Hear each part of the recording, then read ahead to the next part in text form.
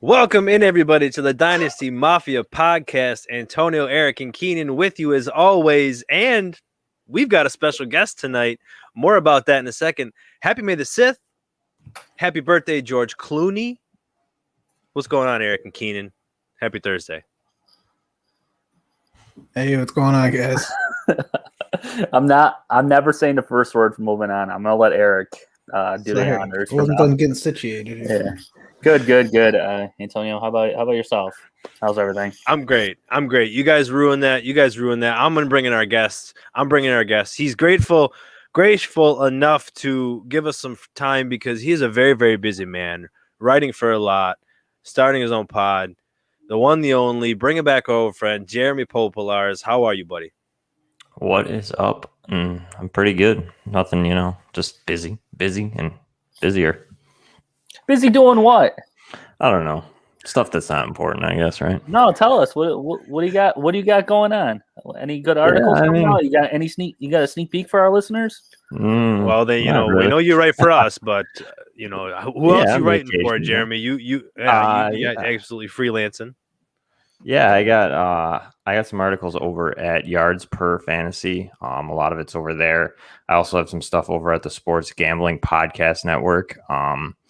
That's about it. I mean, I've done a one or two pieces for the Fantasy Scouts, but I don't do much with them that often. It's kind of like a pro bono whenever I feel like kind of writing something for them. So then I have a podcast, which is the Fantasy Football Playmakers. That airs usually every Tuesday about 8:30, sometimes a little sooner, depending on what our guests can do. So, but yeah, other than that, just, getting on any podcasts I can and just kind of getting out there. Man, other than that, that's a lot, man. I love that. The life of a guy without children. Yeah, that's coming up next year. Don't worry. Awesome, man. Once we say I do, that's coming. Yeah. That's amazing, man. Well, much appreciated. Like I said, giving us some time. You are a true grinder. You are one of the deepest dynasty divers around in the community. So again, man, appreciate you for coming by. So we had a really fun week. We had the draft going on starting last Thursday, coming up till now. We have Cinco de Mayo. We've got May the 5th. We've got May the 6th. May 5th needs to be some kind of a holiday. I don't know if you guys are Star Wars fans. Or, I'm sorry, Cinco de Mayo. Why am I blanking? And then you got May the 6th. So what the heck did you guys do for Cinco de Mayo? What'd you eat? Anything good? Did you guys celebrate? El Canelo. Dropping them right now. El Canelo. Get it. I didn't go out, but I ordered out. I mean, just picked it up, but best Mexican place in Buffalo. Best Mexican place. A place in Blaisdell? In Buffalo. Just in Buffalo in general. Best Mexican in Buffalo. Very good. I'll second that. Thank you. Yeah, we might want to mention that, Jeremy, the four of us actually grew up in Buffalo. We've known each other for, 15, 20 years now. It's been pretty nice. We graduated high school 11 years ago. Yeah, don't remind me. Us three, not Eric. 11 years ago. Eric's a baby. Is that crazy? My 10-year is actually in a month. Yeah, I didn't even get an invite to that. So wow. I don't know. What, to ours? Yeah. You didn't get an invite? I don't even know if they set one up for us. I got one. Probably like a Zoom call. Yeah. Shows how popular I was in high school. Yeah. Oh, yeah, that's why you didn't get an invite. I'll never forget. Jeremy running around the hallways every trade deadline when the Sabres were about to trade all their good players. Yeah. And they traded Brian Campbell, and he's running down the senior wing. They're trading Brian Campbell for nothing, guys. They're trading Brian Campbell. No, they're not smart. I think they've proven that. No, I don't. I mean, they haven't been good since that, like before that time. So yeah, I mean, that's scary to even think of too. Yeah. But man, we got a draft to talk about. Jeremy and I, we were talking a little bit beforehand about the draft, and with you doing so much and focusing a lot on that, what was some big takeaways that you had from the draft? Yeah, I mean, I think there was a lot of surprise picks. I think there's a lot of guys that went way sooner than most of us probably would have thought as like a fantasy community. And then there were some guys that, especially that I liked, that fell really, really, really far.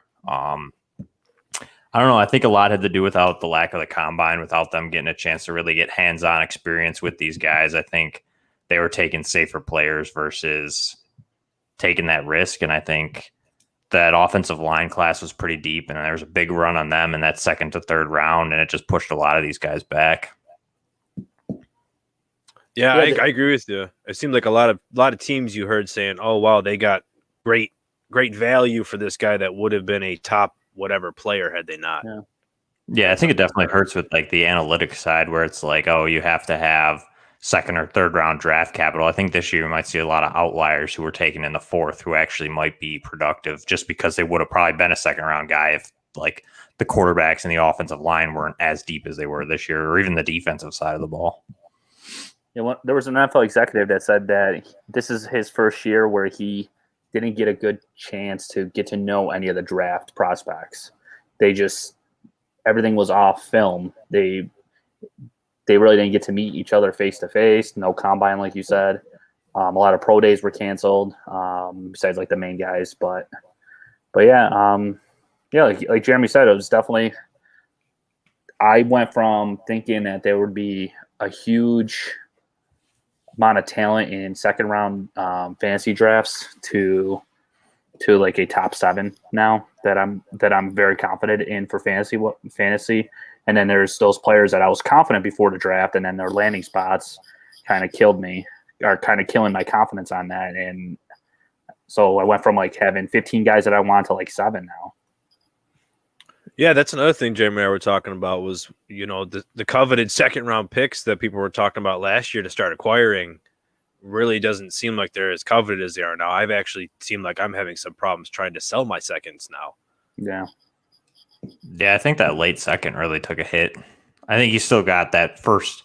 I mean, the first 5 picks in the second round, I think, are still pretty valuable. But outside of that, once you get into that 5 to, depending on how big your league is, if you have a 10-team league, then you might be all right in the whole second round. But after that, I mean, you're really starting to throw flyers from 17 to 50, however deep your rookie draft goes. Yeah, well, that's going to lead us. Oh, Eric, I'm sorry. Yeah, I just wanted to add, but I will say in just standard 12-team leagues, I'm extremely excited to have any first round pick. Like we said, there are about 7 to 8 guys that we're very confident in, and there are a couple that after the landing spots. But I'm still very excited to get those players and think they all have a ton of potential. Yeah, I just feel like, we're going to talk about our top 12 rankings. That's what we're going to go over, our superflex rankings, just kind of maybe do a couple debates or advocating for certain players and just kind of see some differences that we have. But like you said, any first round pick is really something that we're going to be happy with. And, maybe that second round is kind of not a crapshoot, but you might be able to pick guys at the front of the second that you might find in the back of the second as well, depending on the draft you're doing. Because us degenerates have multiple drafts. We don't just do one league. Why don't you tell listeners how many drafts you want me to attend in the next 2 days? Keenan, It's all mobile. I have no life, so that explains it. With the kids, we've already established that. But like, 3 drafts. I'm like in 3 startups and 4 rookie drafts. So I think you can handle 3 rookie drafts, Keenan. I think Keenan, I'm doing a couple right now too. I mean, I'm texting them about our. Yeah, we're in that one. That team, I'm texting them about our picks, Jeremy, and I don't even get. They're like, "Oh, who's available? Who's this?" I'm like, "Yo, get in the app." No, I'm letting you run that league. And once we don't win the championship, you're fired. I'm taking over next year. All right, that's fair. That's a tough league, though. It is. There's a lot of good people. Yeah, there's a lot of good people in that league. What do we have? We got John Bosch. We got the Dynasty. Tim Torch. The Dynasty dads are in there. Sideline Squib, Dynasty Drive. Dynasty Dads, that's an awesome name. We should do Dynasty that. Diagnostic for Stompy and Aton. Yeah, we should have. Yeah, great. Yeah.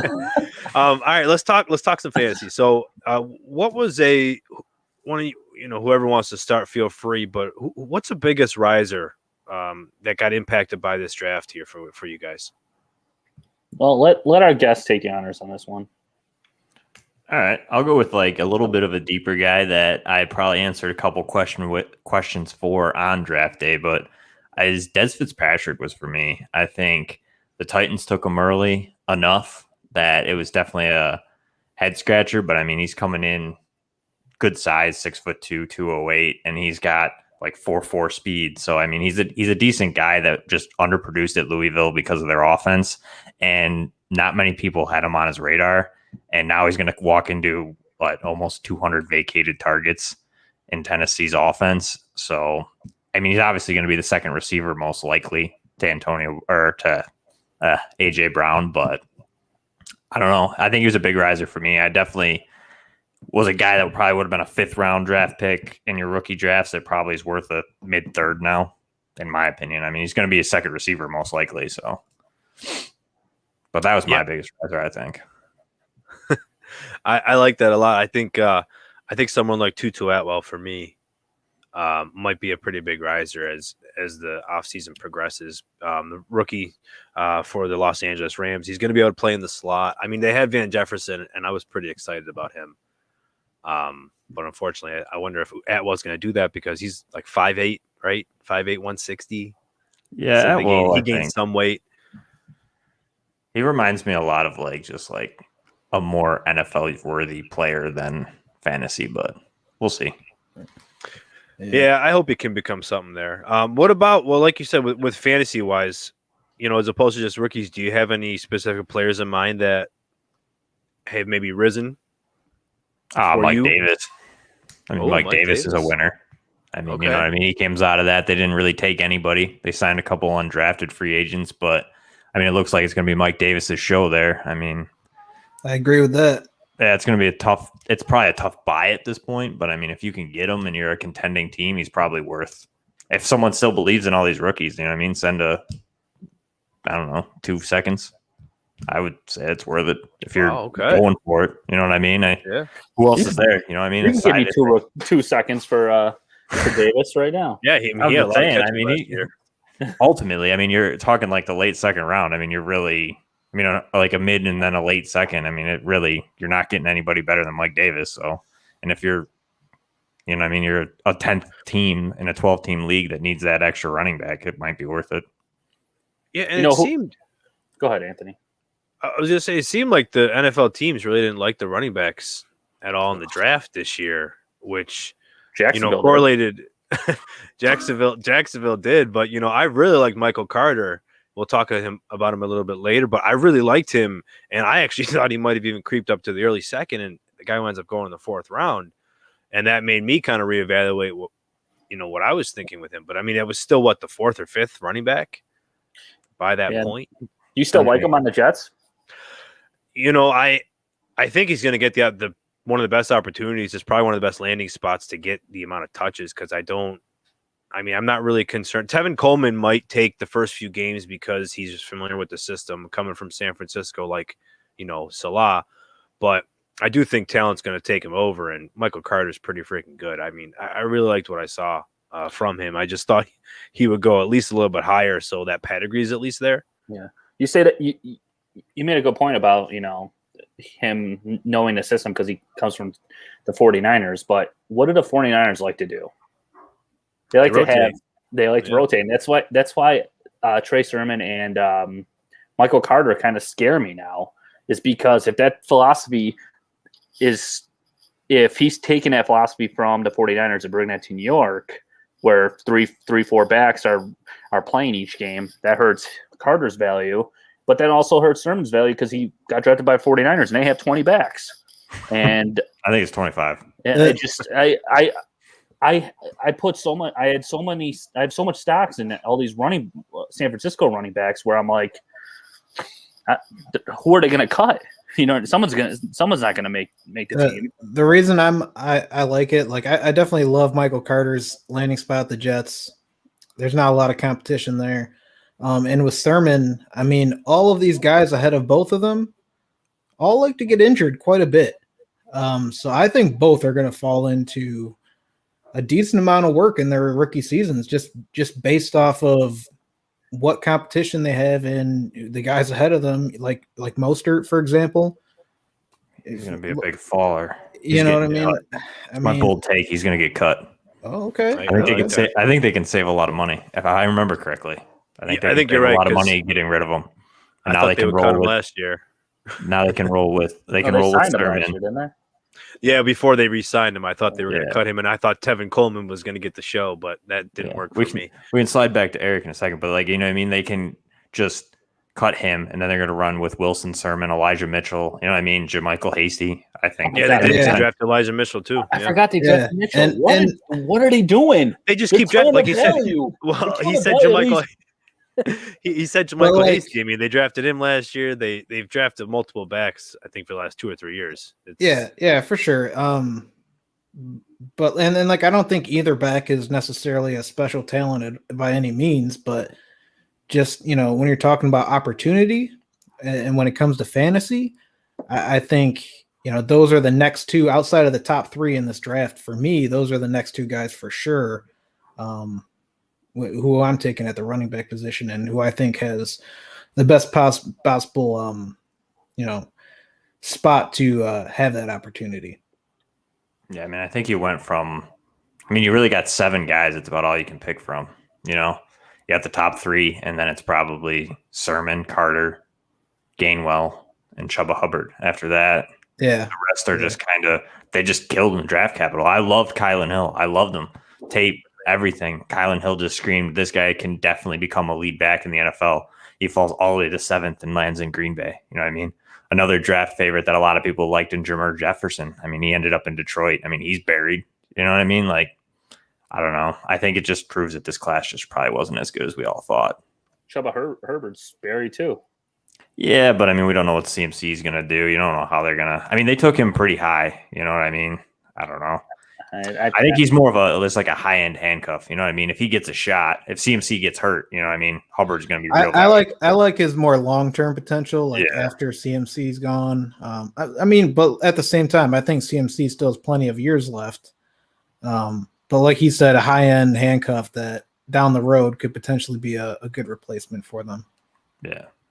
Oh, all right, man. I liked it. That was some good discussion there about some non-top 12 players that we will not talk about. No, I like that that we're not going to talk about. So we're going to shift over now to no. I love all of that. I'm glad we got to divulge because we are going to talk about some Michael Carter and some Trey Sermon again, but I wanted to get some deep dives out of the way. So now we can discuss our top 12. Before we do that, though, make sure you are following all of us. You catch me at Antonio Denisi FF. You catch Eric at Big E_FF, Keenan at Keenan_716, and Jeremy at Popes FFH. So make sure you are following all of us, especially, like I said, Jeremy's got a bunch of good stuff on all the rookies. He's got, what are you putting together right now? A bunch of threads. Yeah. I mean, I have that rookie thread that's kind of pinned on there. It's old rankings. It's pre-draft. So, I mean, you got to kind of cycle through it, but it can give you an idea of there's some film ducked in there and everything, and you can kind of just get an idea of who the players are if you like them. And then I am currently working on a dynasty or a fantasy outlook type threads now where they're just basic stats from last year, the percentages that the offenses ran and target opportunities for running backs and wide receivers. It kind of just what they all did in the past couple of years as teams to kind of give you an idea of really what the landing spot does for these guys, possibilities. And then I kind of just break it down how I feel about what they're walking into, I guess. Awesome. You've always got some good stuff. So I'm excited to see all that coming through. Antonio. All right. Sir. Not to put you on the spot. How do you feel about Miles Sanders? I know you're a big Miles Sanders fan. Yeah, that's my riser. He was my riser. Miles Sanders was? Yeah. I love it because I'm not, like I said, I'm not a huge Hurts fan, which I've said in the past. But now you add Smith, you still have I'm drawing a blank right now. Rager, sorry. You still have Jalen Rager, you still have Zach Ertz, you got Dallas Goedert. For now, they could be for now. Yeah. Well, I'm just saying they drafted kind of Gainwell, right? Yeah. So I was just wondering how you feel about that. I feel just fine. Gainwell can get some catches, but Miles Sanders I don't think they even compare in talent. So well, they don't. But my point is, a week ago when we did our show, we had Gainwell in our top 5 in our running backs. So there's a chance. Oh, here we go. Do we have to rewind the show? But I think it just proves how bad the class really was. You know what I mean? It just I mean, I think you're going to get a lot of James Robinsons this year. There'll be 2 or 3 of them that are going to come out of nowhere. I just don't know. I just feel like the running back market's so saturated. Where are they coming from? You know what I mean? What team landed one that? I mean, you got Gerard Dokes in Miami. That's about it. I mean, you could get someone out of Atlanta, even though I just said Mike Davis is fine, but they signed a couple undrafted free agents. One was Javanian Hawkins. I mean, he's a speedster. He might make it, but I wonder though, like because like we were saying, you have teams that didn't address. You have teams that you thought were going to draft running backs didn't do that. You know, the Bills people thought were going to add, they didn't. Miami people thought they were going to add. Atlanta, like those guys didn't. So I'm sure they thought they stunk, but some of those guys are going to rise from opportunities. You know, like I was going to mention. Yeah, like you're saying, people like are some of them are winners for me, but yeah, but I think overall, the whole running back landscape is just way better than what it has been in the past. And I think we're going to notice that even more when the season starts and a lot of these guys start to get injured. And I think that's when we're going to see, okay, maybe this class really was a little bit better than we thought after the landing spots, because they're going to have that opportunity to show themselves. But they're going to need those injuries to happen to get some of them, to get there. Like Chuba, for example. Yeah, agreed. Gainwell. That makes sense.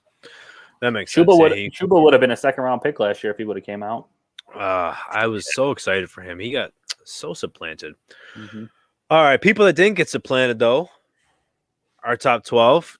Number 1, coming in, Trevor Lawrence. I think that's pretty easy. Like I said, like I said, this is top 12 superflex rankings. So we do have to preface that. You're going to see a couple more quarterbacks in this top 12 than you generally would in a non-superflex or 1-quarterback league. And it's just a regular tight end, no tight end premium, no premiums at all. So Trevor Lawrence comes in for all of us as a number 1. I think that's pretty easy. But Keenan, yes, sir, or Jeremy, either of you, I guess. I want to know, where would you be ranking Trevor Lawrence right now? Where do you have him as your quarterback? And is he the real deal? Is he going to come in and have the potential to throw 30 touchdowns? I have 13 through 15, somewhere in there. I have him right after that first tier of, that first quarterback ones, I guess you could argue. I think he's the real deal. I think that he's proven it. I know that there's a lot of argument out there that says, oh, he never got better. He always threw for 3,000. He threw around the same yardage, same touchdowns, blah, blah, blah, blah, blah. But my argument to that is that maybe he's just been that good. Like he could be playing like to what? What's he playing for now? He's already proven that he can throw over 3,000 yards, 30 touchdowns, or just repetitively. You know what I mean? At this point, it's just like, okay, it's just easy. And I think I agree with that. So sorry to cut you off, but I agree with that so hard because people don't realize he was the top prospect coming out of high school, and it carried over into college. He was so great that, I think those years just kind of, like you said, people like, where can you go after that? Yeah, he could almost be the argument of like how basketball has it where you don't even really need to go to college. Like he could be that argument that first year that he came out as a freshman, that he could have possibly made that jump to the NFL. I don't know if he would have succeeded, but like his stats and the way he played seemed like he possibly could have made that after either the junior or sophomore or the freshman or sophomore season and jumped up into the NFL. But that's my argument to it. I just think that hands down, I think he's the real deal. I don't think you have much to worry about. I think there'll be bumps in the road. I mean, he's a rookie quarterback. But as long as Urban Meyer's the real deal and they kind of scheme it where he can do what he does best, I think that he's going to be perfectly fine. Hopefully that road takes him to a Supercuts. But hey, man, he's sunshine, You got to remember the Titans out somehow. But, yeah, I agree. But, I mean, with that Clemson team, and that had so much talent. And now he's coming over to Jacksonville. Talent came with him. They did. There's a lot of talent in Jacksonville. Listen. Then you guys can't give Mac Jones shit because everyone wants to give him crap for for having a great season last year, and everyone says, "Oh well, look at the talent around in Alabama." I mean, that works the same way for Trevor Lawrence. So. And that argument's, I've had that argument too before, where it's like, how do you compare this? Okay, Trey Lance came out. Say Trey Lance throws for 3,000 in the FCS with Nobody, or even Zach Wilson's the better one. Zach Wilson comes out. There is no one coming out of BYU. He has nothing. You know what I mean? Throws for 3,000 yards. So what says that his 3,000 yards isn't better than Mac Jones's 3,000 yards with 3 or multiple first-round wide receivers? You know what I mean? So, but then you look at the competition that he's facing. That's what I mean. You know, it's give and take. But I think he's. So if you're going to compare them, Zach Wilson. You cut me off again. We're going to have a problem. You cut me off all the time. Just kidding. But the difference for me between Mac Jones and Zach Wilson is, nobody's coming out of BYU, but Zach Wilson still made his name and still the second guy in this class, and he made all of those players at BYU. No, there's no big names, but they were still a really good team, and he was still great there because that's how great he is. Whereas Mac Jones, like you said, had so many great players around him. How is he really going to be with nobody? I feel like Mac Jones is kind of like one of those. He's like a Kirk Cousins, Derek Carr. You know, he doesn't make anybody better, but if he has a decent team, he's going to be good. God, you know what I mean? I hope you're right. As Bills fans, I hope you're right, Pope. He went to the right place. He really did. As much as we want to say San Francisco would have been great, that other place that was great for him, he landed in, and that's New England. I mean, Nick Saban, Alabama's head coach, and Bill Belichick know each other. They run very similar systems, and I think they obviously had this plan all along. I mean, you know that the talent that they're adding, we'll say in quotes, was not to build around Cam Newton. Not at all. So let me ask you this, though, back to Trevor Lawrence. Trevor Lawrence or Joe Burrow? Tied. Yeah. You gotta pick one, man. If I got to pick, who would you rather have? I'm going to go with Burrow because it's tough because it's an ACL injury, but I think that Burrow proved it last year that he can play in the NFL. You know what I mean? Yeah. He looked real good with no offensive line. Yeah, right now I'm Burrow also.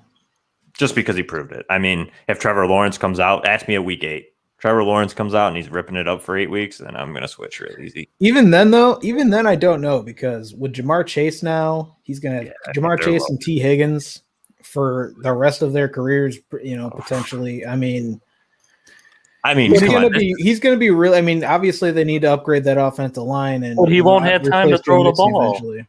They need to upgrade still, but with those two weapons, so young in their careers. Even Tyler Boyd's not that old. They hold on to him. Yeah, he's 25, 26? Yeah, I think he's early or mid to late 20s. But, this is the year, for Joe Mixon. He should have no problem running the ball because they have to cover 3 wide receivers. If Drew Sample takes a step, this is a prove it year. They didn't need to get Penei Sewell.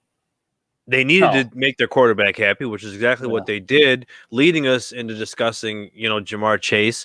He is the number 1 wide receiver for all of us, which I think makes a lot of sense.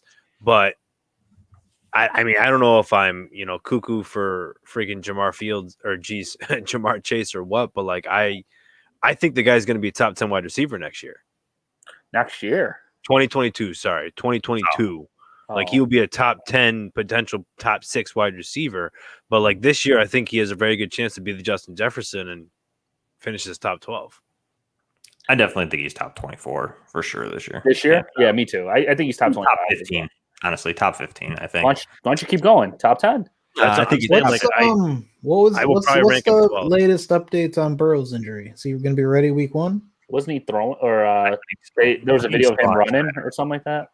I think he's still on track, but we won't. I'm going to be honest. I'm really high on him. I think he's fantastic and very high on him for Dynasty. This year, I don't see him getting there just with the amount of competition, Burrow coming back from the injury. They still need to upgrade that offensive line regardless of how much talent is there. I think with all those factors, he does, maybe top 24 for sure. Top 15, top 12 is a bit pushing it for me, though. I know already with how often Burrow for this year. Right. And I'm saying for this year, with how often, because I got to work on my stats soon, but Burrow was throwing near 40 times a game. I really think Jamar Chase has a chance for 150 targets. I think that goes down a little bit now with his injury. Especially, you got to remember 17 games. So. I think that goes. That's one extra game. But I think that goes down because I think that coaching staff got a lot of crap and heat after his injury for allowing him to throw the ball that much. So I'm the only one that has him. I'm the only one that has him second overall. You guys all have quarterbacks, and they're all different quarterbacks, ironically. So I wanted to maybe have each of you give your case for why this quarterback is that second quarterback behind Trevor Lawrence, and how far are they from that number 3 quarterback that you have? Our guest Jeremy, why don't you tell us who your second quarterback is? I'm gonna say congrats, Bears Nation. Finally, you know what I mean? They finally have a quarterback. I mean, mine's Justin Fields. It's always been Justin Fields for me. I think that he's another one that kind of has had at least repetitive seasons of producing decent numbers. There are things that concern you, but he reminds me of just like he's got a good rushing floor. He's very athletic. There's things that concern you, though. You know what I mean? He does toss it up into the center of the field at times. Like, he kind of plays hero ball sometimes. But I just think that, for me, he just seems like as the safest of the rest of them. They're all very just, like, risky, and I just feel like he was always close. It was always Trevor Lawrence and Justin Fields for the last couple of years, and it just, I don't know. For me, I think landing in Chicago is a good spot. You're going to go into with a bona fide wide receiver 1, a decent run game. I mean, David Montgomery's not like flashy, but I mean, he gets the job done. And then Darryl Mooney looked pretty good last year. Cole Kmet's there. I just like the weapons. I think that hopefully Nagy can scheme something up with them. And I mean, we saw what he did with Mitch Trubisky, who turned out to be not very good. So, and I think Justin Fields is much better than Trubisky. So do you think this is the best quarterback Allen Robinson's ever had? Hands down, yeah. His deep ball is beautiful. I think that he's probably arguably the best deep ball thrower in the class. So I just think that Allen Robinson's going to eat, and I think Darryl Mooney too. I mean, last year they were creating separation. They were open, and I mean, you saw the throws from Foles and Trubisky at times, and you even saw it. I mean, Trubisky looked pretty good at the end of the year when he came back in. I mean, I just think with a good quarterback, that Bears team could be pretty scary. You better put some respect on Blake Bortles. I picked up Blake Bortles like 3 times in superflex leagues when he got signed, even with the Broncos, and they wouldn't start him. They started Kyle Hilton. Yeah, too many chances for him. Keenan, who's your second quarterback? Mine's Trey Lance, just because he's on the best team out of the remaining quarterbacks, and he is one of the best offensive-minded head coaches. He has the best tight end. He probably has the best running game, and he has one of the best wide receiving cores in the league. So, to me, it's a no-brainer. And he's going to sit a year where the other quarterbacks are going to be forced to play. That was what I was about to ask you. Now your second quarterback will probably have to sit a year, so you're essentially wasting that pick for 2021. Not wasting it when he's going to be one of the best quarterbacks in the league in a couple of years. Right, and that's that investment you're taking now. But if you're still the win now quarterback or win now team, are you drafting Trey Lance? Yes, you always take best available. You don't reach. That's when you have bad drafts. I mean, honestly, if I was a good team and I was sitting at 2, I'd probably trade it. Well, yeah, if you're in Superflex, absolutely. Yeah. Okay. But if you're drafting at 2, you're most likely assuming you're bad. You're most likely a bad team. That's very true. Unless you're Alex Nikoloff and you trade me 1-1 3 years in a row, and I'm drafted 1-1 3 years in a row. Oh man, Eric. Who's your second quarterback? Did not change before or after the draft. It is Zach Wilson for the New York Jets. Like I said, talent-wise, I think he's above all of these other guys. And to be honest, I think he has one of the best wide receiving cores in the league. Maybe because I'm high on Elijah Moore, but now he's got Elijah Moore. I was high on Denzel Mims, and now he's got Corey Davis as well, who obviously wasn't what everyone thought he was, but what he showed last year, I think he's still got plenty left in the tank to provide for Zach Wilson. They had Michael Carter. Obviously, when you're talking this year, the team still needs some work, but there's a much better system there in New York, much better coach, and I think he's got everything he needs there. They're obviously going to add a few more, add on the offensive line. And obviously upgrade their defense, hopefully eventually. But or maybe not. Hopefully, as a Bills fan, whatever. But,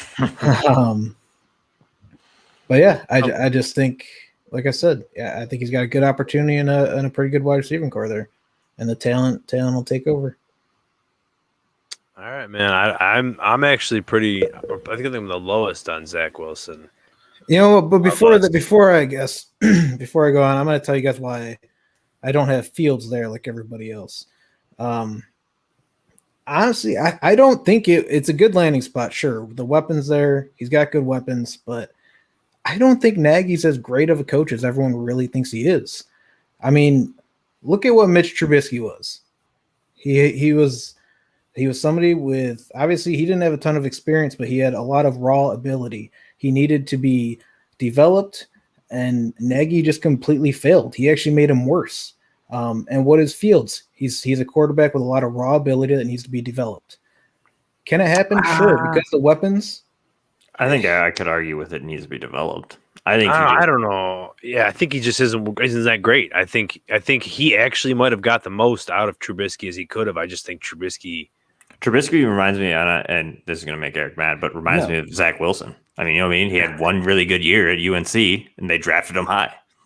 Zach Wilson's the same thing. I mean, came out of BYU, and but it's a smaller school, but I mean, Zach Wilson looks much better arm. So better arm. I will say that. I mean, Nagy, Zach Wilson definitely has more talent, also. But... I mean, in 2018, I believe it was Trubisky's good year, and then when it transitioned to 2019, he wasn't running nearly as much, and I think taking that part of his game away hurt him. For Trubisky, this is saying. I guess that's the hope, I mean, I guess if Nagy tries to keep Fields in the pocket, it might hurt him. But if they let Fields be kind of like a rushing quarterback, more or less, and I don't think he will because but... he didn't let Trubisky, and Trubisky was good at it. So I don't think he does. And like I said, I mean, sure, if you guys don't think he needs to be developed at all, I mean, sure, but he definitely needs to kind of speed up his game and develop himself a little. He needs to get better at his reads. I know this year he showed that he was progressing in that, but if you want to argue the whole 1 year thing, sure, he only showed it for 1 year. So I want to see more of it. All right. That's fair. That's very fair. Eric, not to waste your breath or anything, but your third overall player is Najee Harris. Apologies. Najee. He did correct everybody. And Jeremy has him at 8. I have him at 6, and Keenan at 7. Why don't you defend yourself as to why Najee is your third overall player in a superflex?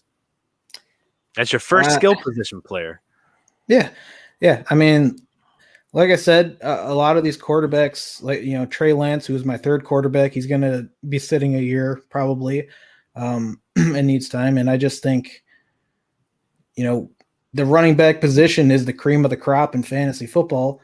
And, him landing in Pitt, to me, is a dream landing spot and a perfect landing spot for him. Even after Big Ben's gone, Mike Tomlin is still going to be there and has always had a great run game. And, I don't know, it's just a perfect fit for me. Just how valuable the running backs are in fantasy football. I just, that's where I got them. Yeah, I was listening to Fantasy Football today over at CBS, and they had the stat for Najee Harris and just Pittsburgh in general. And it was 14 seasons as a head coach for Mike Tomlin.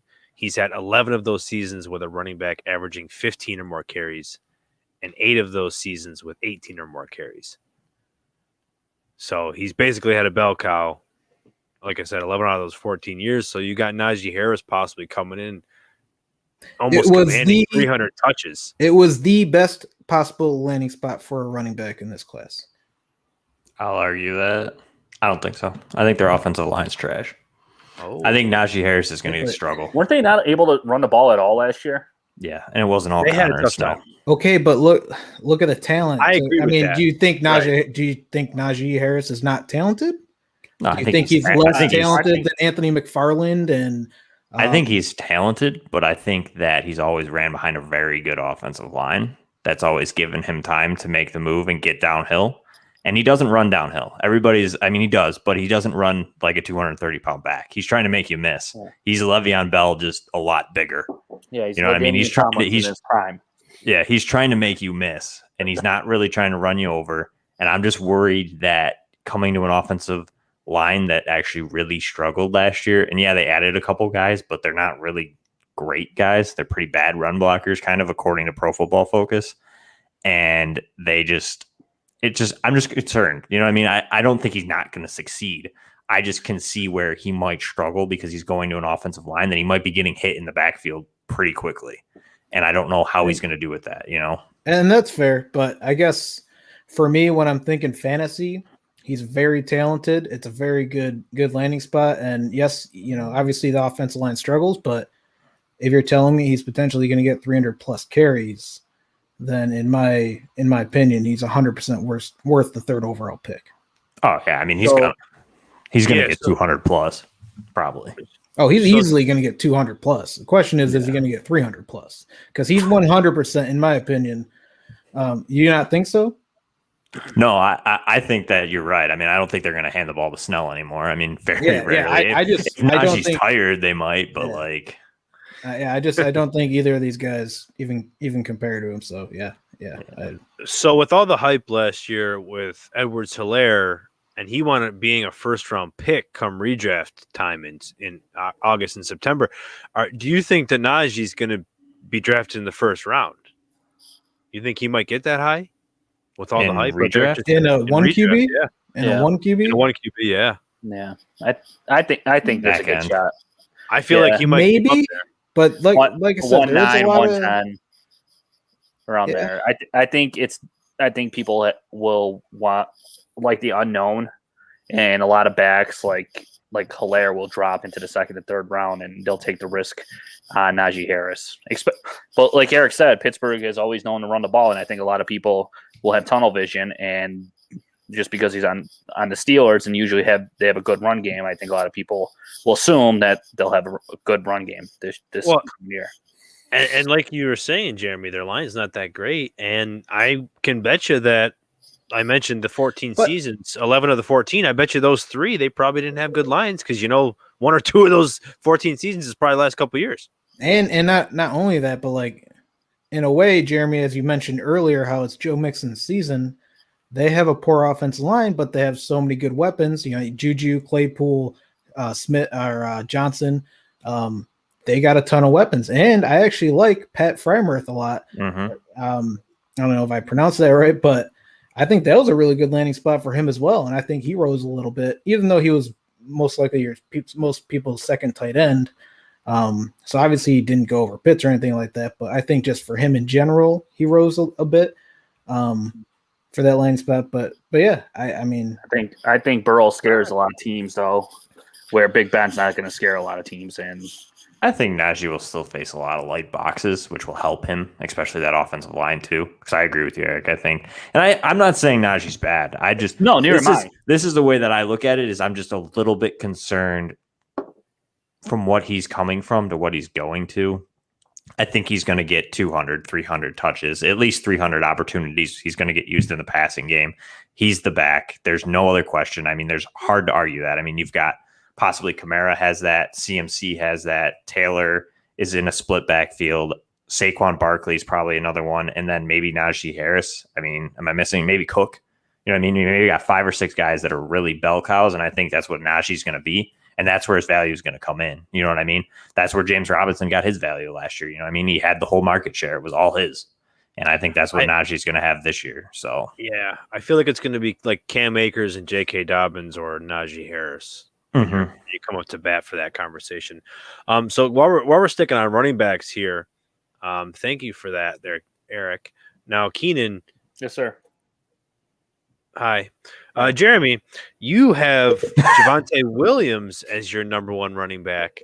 As he should be. And I know Eric likes him. I'm not too crazy. Yeah, he's my number 1 before draft. He's my number 1 too. And that's why I said your name first. And I was going to say, but I realized our guest also had him first. So I want to talk to Jeremy. So you both have Javonte Williams first. I've actually got him third. But what do you guys love so much about Javonte Williams, who, you know, might also be sitting for a little bit or in quite the timeshare for at least a year? Go ahead, Pope. I don't think he's going to be as much timeshare as everybody thinks. They knew the Dolphins wanted him. They traded up. They took him. They know that they want him and they want to use him the same way that ETN will get used in Jacksonville. Sorry, James Robinson lovers. There's a reason teams trade up for running backs because they want to use them. And when they take them high, that's their point. And I think that aside from him struggling, he's going to slowly take over Melvin Gordon's role. Last year, you saw it. Melvin Gordon at the end of the year you saw a lot more Lindsey than Gordon. And Gordon's 28, going on 29. And I just think that they're ready to make that transition. And I just think he's a good 3-down back. He's a pretty good blocker. He's very good in the passing game. And he runs through guys. You know what I mean? He runs them over. He runs around them. It's just, he doesn't have the top end speed that like ETN has, possibly even Harris. But like, I don't know. There's just a lot about him. He just runs smooth. He runs, like I said, through guys, around guys. And I don't know. He could probably work on his vision a little bit. I think that's probably why he runs into so many guys. But I don't know. I just like his upside. He just likes to hit him. And Melvin Gordon's a free agent after next year too. So yeah, I mean that's what I mean. Yeah. You got 1 year that he's running a split backfield, and even at that, I think Lindsey had 130 or 120 opportunities, and Javante's only ever had 160 and produced almost 1,000-yard seasons every single time. So I was going to say that he might even get caught, Melvin Gordon, but his cap hit, his dead cap too big. Too big, yeah. But my issue why I have him third behind Najee and Etienne is what did Melvin Gordon do that he's going to get supplanted this year?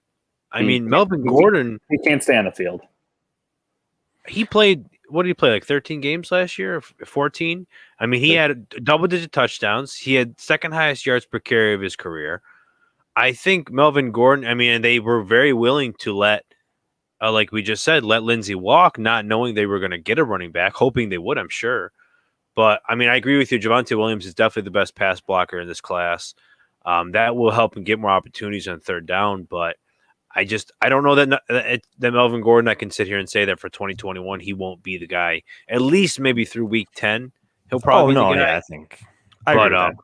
And that's where you need Williams to take over around week 10 when you're making that playoff push.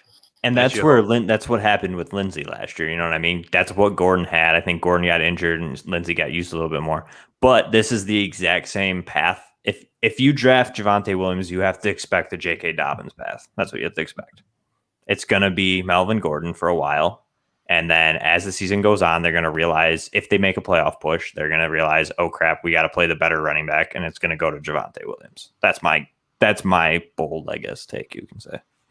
Yeah, I agree with it. And like I said, I love Javonte Williams.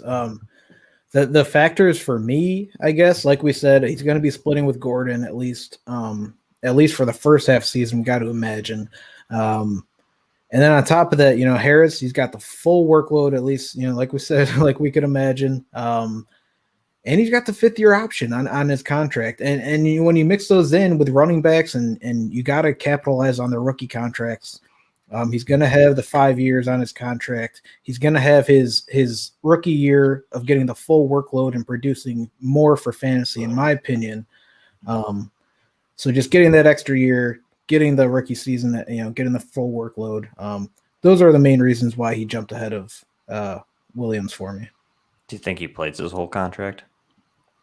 Say it again? Do you think he plays his whole contract? He'd be 28, possibly 29 at the end of his rookie contract.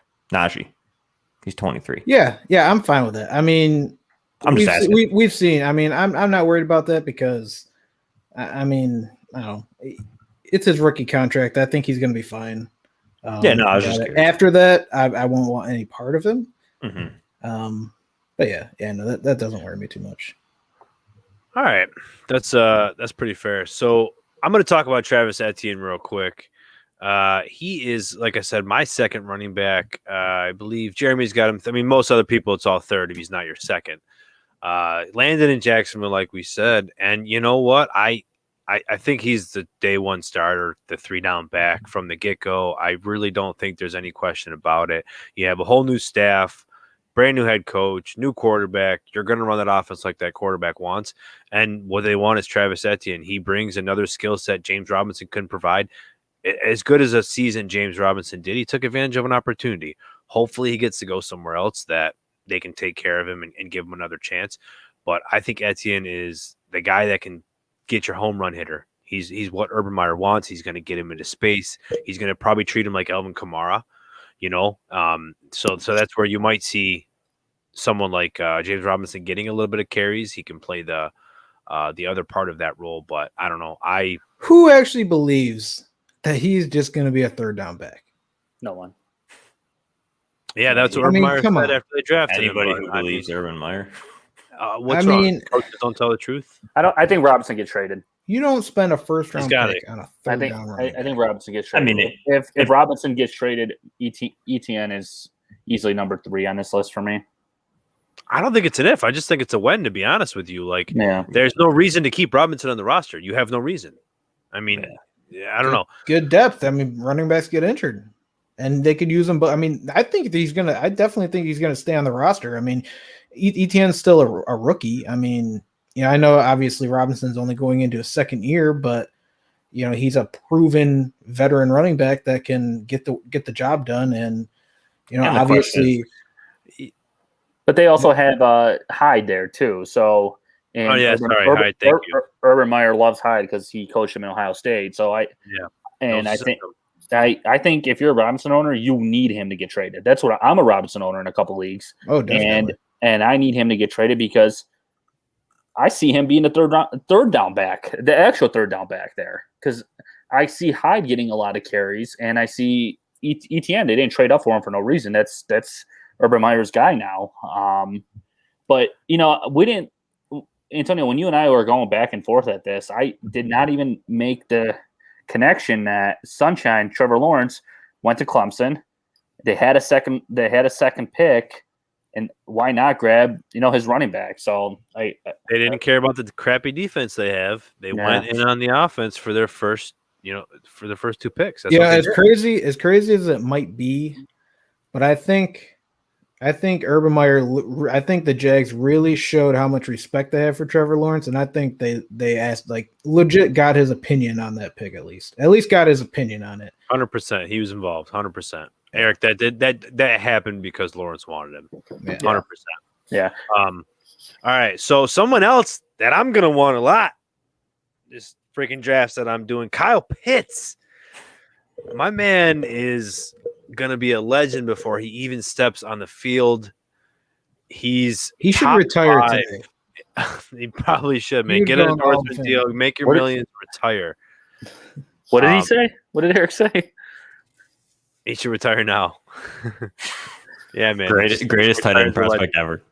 It's Hall of Fame and tight end prospects. So scary, Atlanta, Where do you have him in a one quarterback league?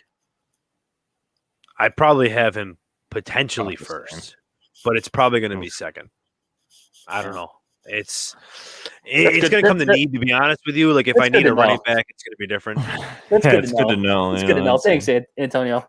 Luckily, the league I'm in with you guys, I have 1 and 2. So if you want them first, come and get them. Well, I have one in 2 leagues, in your league and my league, because Alex likes to trade me 1-1 every year. I was gonna trade back with Antonio, thinking that I could get Pitts later on. Now it's not happening. So that's good to know. Continue. Well, that league you want to trade back in, I've got 2, 4, and 5. Continue with the show. Now that I know we want Pitts, now you're not getting them without paying up. I knew I screwed myself over. I said that to myself earlier today. I'm like, crap, Keenan's never going to trade me 101 after we talked today. I was thinking you guys just brought me on because our draft starts Saturday, and you guys want to know who I was taking. That's what I figured it was. We didn't get there yet, Pope. We didn't get there. But, yeah, I mean, he's 5th for me, right behind Justin Fields and Trey Lance. He's my second skill position player behind Jamar Chase. I love the hell out of Calvin Ridley, and honestly, as I was saying to Jeremy earlier, I think this helps Calvin Ridley. I think Calvin Ridley is going to be even better than he was, and I think Calvin Ridley could even be that third wide receiver they line up instead of just having the tight end spot. And you could play Hayden Hurst, and you can put Russell Gage in the slot. They just drafted this tight end, and they said F you to that second round pick. They just threw away to Hayden Hurst plus the money. They just said all that, plus I'm not getting a quarterback, plus we're not getting Penei Sewell to help the line. We're getting Kyle Pitts at number 4. They got the best offensive talent in the draft. They got the best pass catcher. They just he could play wide receiver. And Yeah, Arthur play Smith tight end. runs 12 personnel the most, or second, Who- I think I saw second most in the NFL. So Hayden Hurst is going to be out there too. It's going to be Hurst, Pitts, Julio, Ridley. That's who's going to be out there. Russell no Gage is running pretty backs. much dead. And then Mike Smith. Maybe Javanian Hawkins if they want to Mike add some Smith? speed in there. yeah. I think Mike Davis, yeah. Who got the second most targets? For Tennessee, where Mike Smith came from. Or geez, now you got me thinking Mike Smith. Has he Where not? Arthur Smith came Who from. is this guy? Stop it! He's the old Atlanta head coach, Mike Smith. Is he? So- Was he Atlanta? Yeah, remember he was the old Atlanta head coach. Yeah. At least there was a connection. There's your connection there. No, but it was Delaney Walker at a point with Tennessee Titans, and then it was Jonnu Smith. Like, that's what's going to happen, man. You're going to see some of the most pass-happy team, which is the Falcons. They're going to do it again. They're going to throw 600-plus times. You're going to see Kyle Pitts get potentially 15% of that target, and that's going to be almost 90 targets for Kyle Pitts. Eric, tell us your Kyle Pitts red zone stat. He's got a red zone. Never stat? dropped. He's never dropped an end zone pass. That's truth. #fact. Well, way to go. First drive of the season. Pitts open the back of the end zone, drops. Way to go, Eric. Way to go. I don't know. Julio's a big loser for me. On top of the trade rumors, they go on and draft Pitts, and he already doesn't get a lot in the red zone as is. So now Ridley and Pitts are just going to take it all up. I mean, and Mike Davis, who will be catching the backfield. Plus, when they trade for James Robinson, he's going to get it on the 2-yard line. Like, Ooh, James Robinson would be nice there. No, Did you this say is- you this think is Julio's Perrion. getting traded? Oh, James Robinson would be nice there. Antonio? what do you say? You said you think Julio's getting traded still? I don't think he is. They're going all in. They drafted Pitts because Okay, they're yeah, going yeah. all in. Julio Yeah, for yeah, Robinson. I I was who just says saying no? he's Yeah. hurt. Julio for Um, Robinson. Who says no? What do they got? Oh, you're What awesome. does Jacksonville get for Robinson, though? That's the question. Julio. I think that, Julio. I think Pick. honestly, A late I- pick. I do think they're probably going to keep him for a little bit because if they were going to trade him, it would have been day 2 of the draft, is my thought. Yeah. But maybe they're going to go for a 22 third or fourth. I don't know if they'll get that much, but As whomever it gets is closer, trading, as it gets closer to the season, teams will start wanting those picks for the following draft. So I mean, I think Yeah. if you're Atlanta and you start like 5-1, I'd send the second. so that's like Julio. that's true. I wouldn't go So, that crazy. so let me ask you guys this with Pitts then. Like, is he a top 6 tight end for you immediately? No. For You got, me, your yeah. big, you got your big 3. You got your Kelsey Kittle and your Waller. And then what? You got Hawkinson and Andrews. Gesicki. You put Gesicki over him. Mm-hmm. Don't start that Okay. crap. Don't I start think that Tua's crap. going to target Gesicki a lot. That's just my personal opinion. All right. We're going to talk about the other addition that Miami had in a second, but I have Pitts it's 4. interesting. I Okay. have Pitts 4. 4th. Wow. Yeah. I was just say I had him 6. I have him 6 That- currently. And talking about draft value, I'm not saying what he's going to finish in. No, right. Yeah. I think he's honestly going to disappoint a lot of people year 1. I think a lot of people are expecting that for top 6 finish. And I think he'll finish as a tight end 1. I just think he's Right. going to be more in that 8 to 12 range than top 6. Yeah, I mean a lot of tight ends first year don't do much. They really don't. And- We had a lot of Hawkinson and Fant love, and they really didn't do much their first year. Didn't do a lot their second year either. All right, so like I was saying, Jeremy, as you had mentioned with Miami and Gesicki, doing well, they did have that addition of Devontae Smith, and y'all need to put some respect on Devontae Smith right now. Wrong team. Yeah, wrong team. We seen it Okay. last year. We I seen did it make that last year. mistake. That was my hopes. Jaden Waddle, thank you for that. You still need to put some respect on damn Devontae Smith, but Jalen Waddle, Jeremy, Lightning have in a him. bottle. lightning in a bottle. Jalen Waddle is your second wide receiver. Unfortunately. I think quickly looking, he's also Keenan's second and Eric's third. So Great minds think alike, Pope. yeah, Always. there you go, guys. So what do you guys think is going to happen? They got Will Fuller, who is suspended for a little bit, but they got Devontae Parker, they got Preston Williams, they got Mike Gesicki. Who's Preston Williams? Who's Preston Williams? That's rude. Yeah. That's what's going to happen right there. He's gone. You can bury him. And so Tua's, is Parker. You could bury him too. you got to so everyone's getting buried for Waddle. Is that what I'm hearing? Waddle Tua's and, gonna- and I mean, Fuller. Tua- Waddle, Fuller, and Gesicki are your top three Yeah. there. And Lynn Bowden, he's going to come out of nowhere. Never know. Exactly. So where do What's you going think to happen that is Waddle's going to be the third option there, and then once Will Fuller gets hurt is when he's going to step up.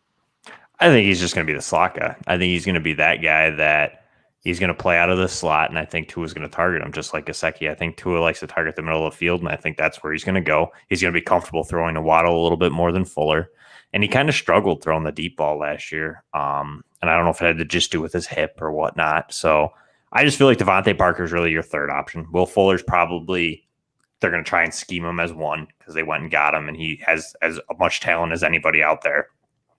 But I feel like Waddle's going to be that PPR machine. I think he's just going to get those underneaths, but he's lightning in a bottle. I mean, that he's a better version of Tyler Boyd. He's going to get those underneath like slants and drags and possibly just a little bit of a seam route. But he can take every single one of those plays to the house. I mean, he's just so fast, and that's what makes him 2 for me. Is that he's going to get opportunities in Miami, and if he sees 5 targets a game, I mean, all 5 could almost be a touchdown. You know what I mean? He just has that playmaking ability. So unfortunately, I had to drop Bateman behind him just because of landing spot. But I just think that he was 3 for me before the draft, and that he just went because of what I think he's going to get used for in Miami. Keenan, do you have anything to add to that? Pulp covered it. He's got you, baby. Yeah, no. You need Tua to take that next step, though. Yeah, that was my next point. Is I mean, he only has to throw it 10 yards. If you can hit him 10 yards in front of him, I mean, Jalen Waddle will take it the rest of the 50. That's why I'm confidence. But yeah, I think it's a perfect landing spot for him. Honestly, I feel bad for Parker owners though. He had that great year 2 years ago, and I invested in Devontae Parker, and now I'm stuck with him. I'm glad I never was able to pry him away from anybody because I tried. So do you think, we're talking about quarterbacks having a decision. Do you think they asked him, hey, man, Devonta Smith or Jalen Waddle, who are we taking? No. And the only reason I'm going to say that is because Waddle openly came out and said he likes Mac Jones better. So I don't think Tua would have picked him. I mean, you're going to say that about your current quarterback, aren't you? I guess. I don't know. Just saying. Yeah, that's true, man. That's true. I don't know. I like Waddle a lot. He's my third, but I do have Devontae Smith second over him. Like I said, you guys got to be putting some respect. You got him down at 10, 11, and 12. No, 10, 12, and 12 for your top 12. I got him up here at 7. I don't know. I really think that he's going to come in and probably see 120 targets this year. Like Jalen Hurts is going to be throwing that ball directly to him. They got to play together for a short stint. They didn't really add much other pieces, especially in free agency. And I feel like Miles Sanders could have a chance to be the third along with Dallas Goedert, because I think they're going to get rid of Ertz. But when that happens, I don't know. I think Devontae Smith has a really good opportunity to be a top 20 wide receiver this year. So are we off the Jalen Reagor bandwagon, JJ Whiteside bandwagon, and Travis what was his name? Fulgham bandwagon? I really liked, Fulgham if you got him, man. I definitely I wasn't a big Reagor fan pre-draft. You weren't? Not pre-draft. I thought. And then he went to the Eagles, and I really thought he was going to be that former Deshaun Jackson who could do something, and it just seemed like they never got it together. They never used him right. He was injured, and now year 2 coming up, they go ahead and they draft an Alpha 1. Like Reagor was not this caliber pedigree. Near Smith, yeah. So now it's like, well, I think he's going to be that second wide receiver to be able to take it off the top, but Devonta Smith is your alpha number 1. And that's the reason why I have him up there, is I think he has a chance to get 30 or 40 more targets than Waddle. And that's consistently. So are you saying you like Hurts better than Tua? Let's argue that, I guess, just real quick. I like Tua more than Hurts, but again, it comes down to opportunity. I think Hurts and Tua can both be, I think even their floors can be average quarterbacks, but they can get the ball to their receivers still. Like if you give 120 targets to Devontae Smith, he's already one of the best contested catchers in the class. I honestly think he's one of the best contested catchers in the league already, like a top 10 best contested catchers, because he uses his body so well. But with that being said, I think that Jalen Hurts doesn't need to be pinpoint accurate. And if you give him 120 targets, he's going to catch 70, 75 of them. that's enough to do damage. Yeah, his catch radius is absurd. I mean, he's got long arms, and I've seen some of those catches on film. He just full stride, and he's like down by his ankles and grabs it and just keeps going.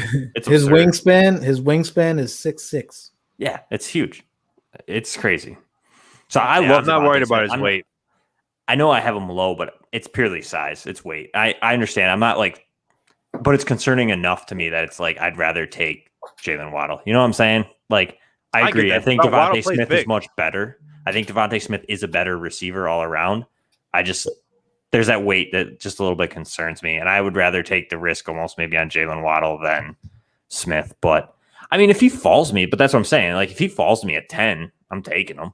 You know what I mean? Oh, I'm not taking him earlier than that, hypothetically, you know. And this isn't I've been seeing Devontae Smith go near the end of the first in a few of my drafts, and I have been loving the leagues that I won championships or came in second in, where I'm like, all right, I might be able to get Devontae Smith. This is fantastic. Yeah, no, it is. So I'm definitely taking that.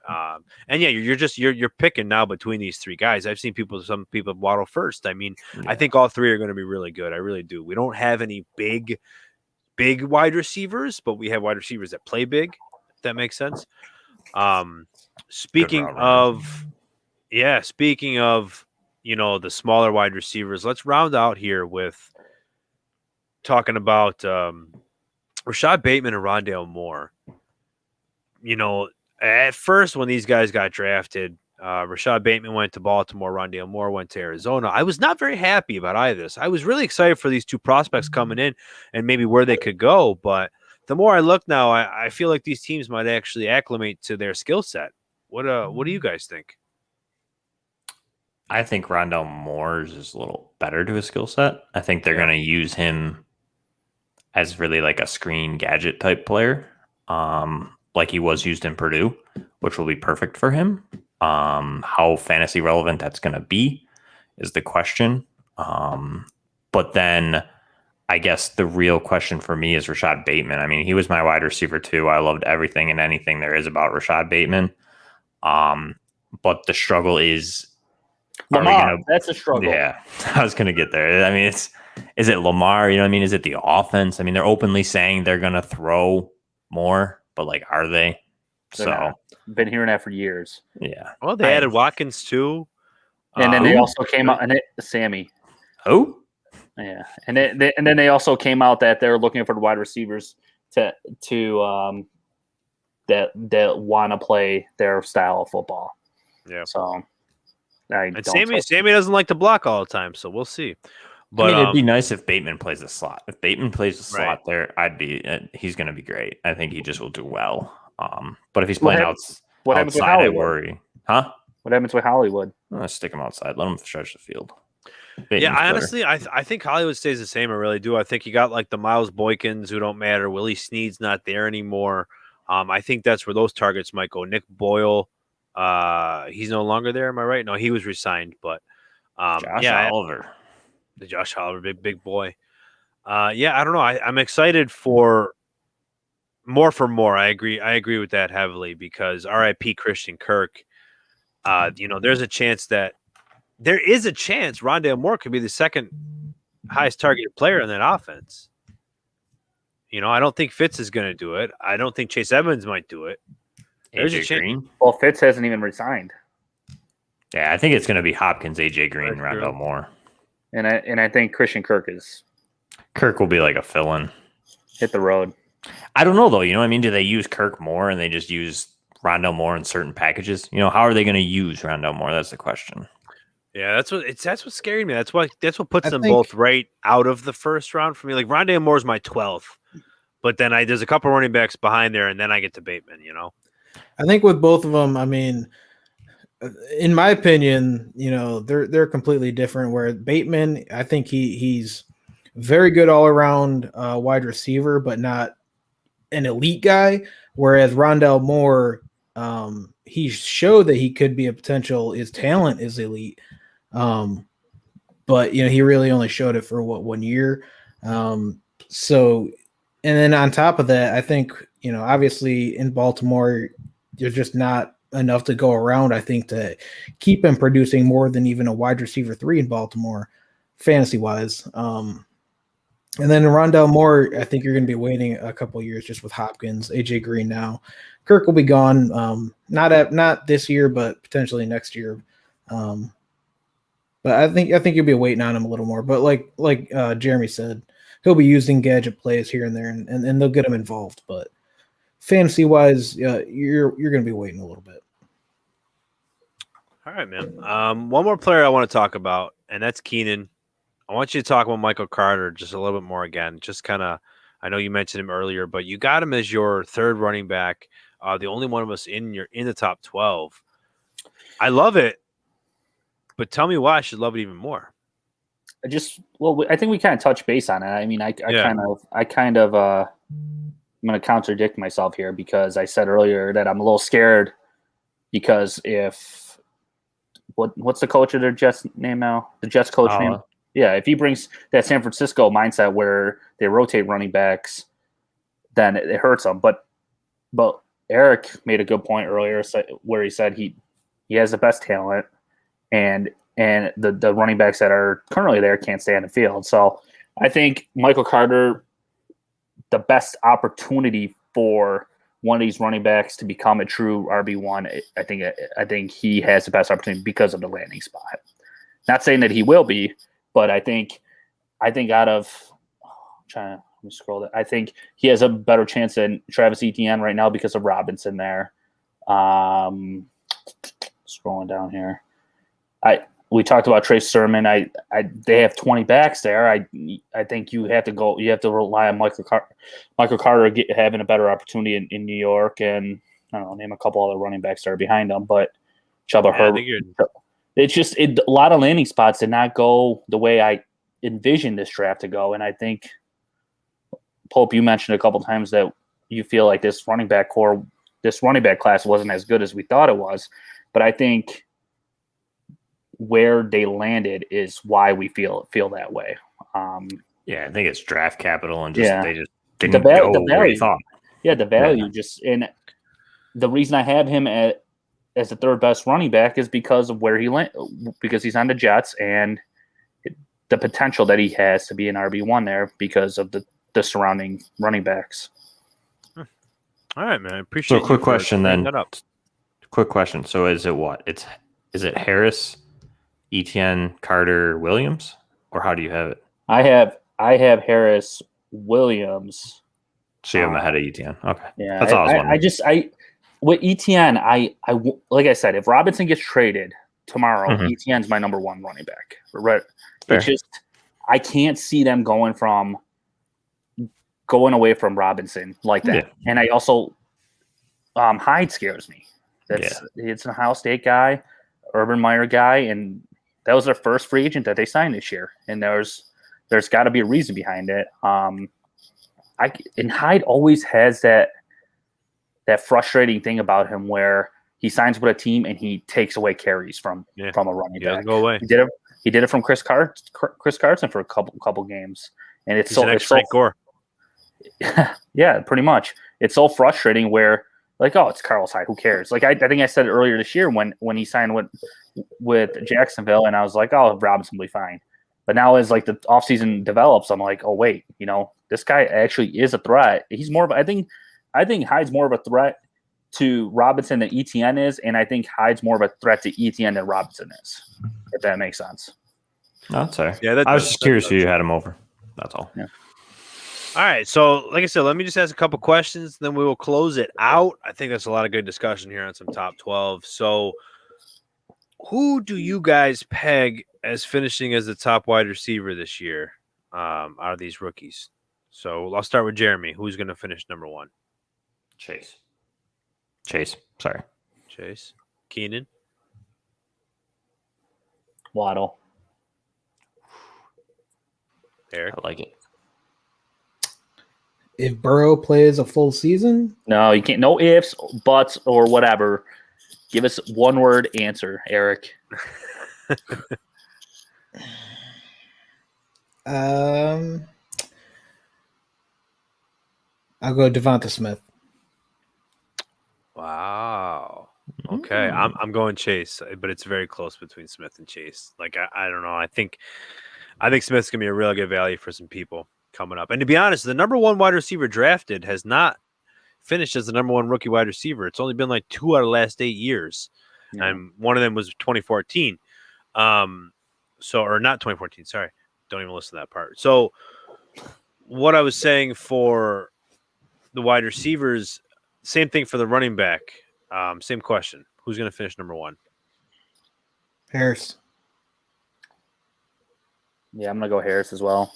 It's probably the easy one, huh? Javonte. Yeah. Ooh, I like it. I like it. Honestly, I think for this season, right? This season. This season. Yeah. Who's going to be the? Yeah, I think I'm going to go Etienne. Going bold, right? I bet all these answers change by August. I bet they change tomorrow. Ask me again tomorrow. If we rewatch this and ask the same question, I guarantee we all have a different answer. Go ahead. So, all right, yeah, you're probably right. So, out of all these, then who's going to be your rookie of the year? Fantasy rookie of the year, or are you asking your fantasy rookie of the year of these guys? Trevor Lawrence. Oh, bringing in the quarterback. I like it. Go ahead, Eric. I'm thinking. I'm going to go Harris. Yeah, sticking with him.